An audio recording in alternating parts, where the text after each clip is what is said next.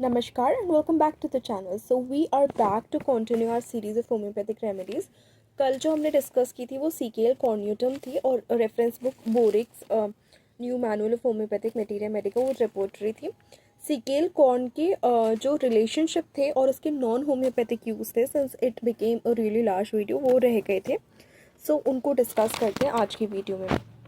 तो इसके सीकेल कॉर के कंपैरिजन में दिया हुआ है एर्गोटेनम रेमेडी है जो कि beginning arteriosclerosis progressing rather rapidly increased blood pressure 2x trituration oedema gangrene purpura haemorrhagica में काम करती है. और कब काम करती है? व्हेन सीकेल दो इंडिकेटेड फेल्स. यदि सीकेल फेल हो रही है इन सब चीज़ों में तो आप एर्गोटेनम को 2x में यूज़ कर सकते हैं. एंड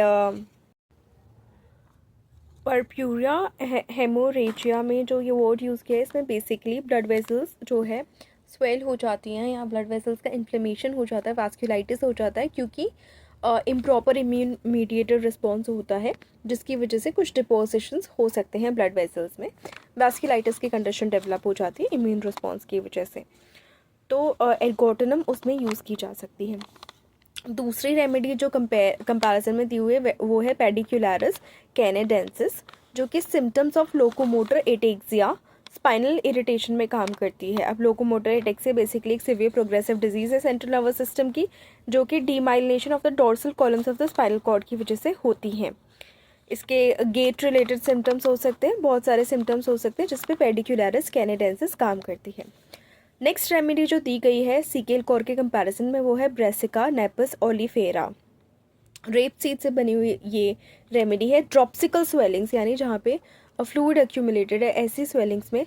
स्कॉर्ब्यूटिक माउथ यानी स्कर्वी से रिलेटेड जैसे माउथ हो जाता है वैसे माउथ में यानी bleeding gums loose in teeth bleeding under your skin ऐसे माउथ में काम करता है.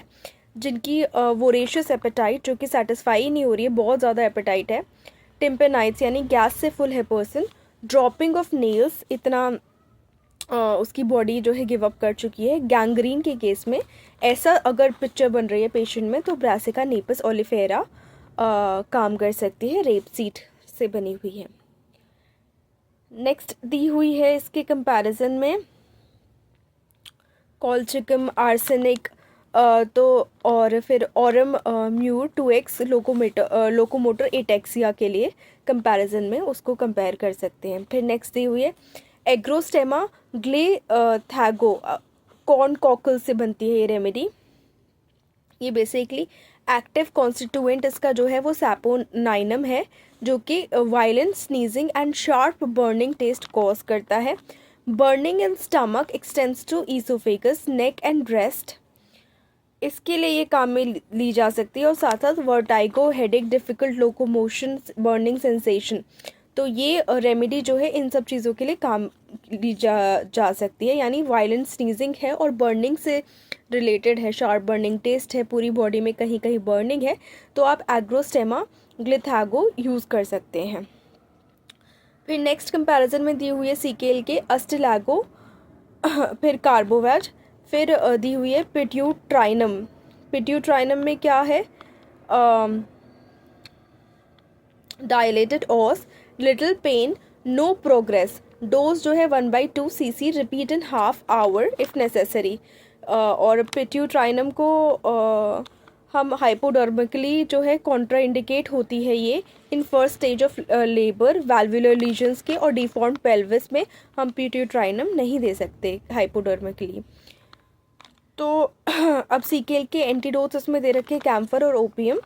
नॉन होम्योपैथिक यूज़ बता रखा है सीकेल का क्या है?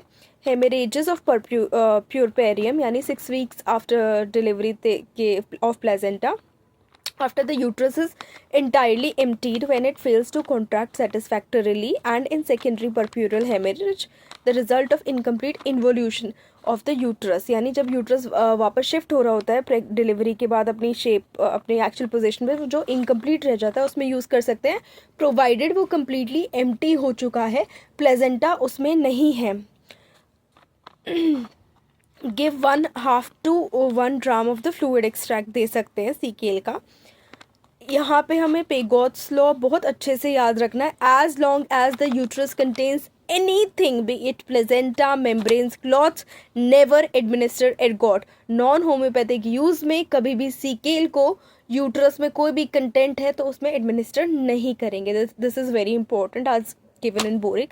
So that's it for the relationships and the non-homeopathic use of CKL core.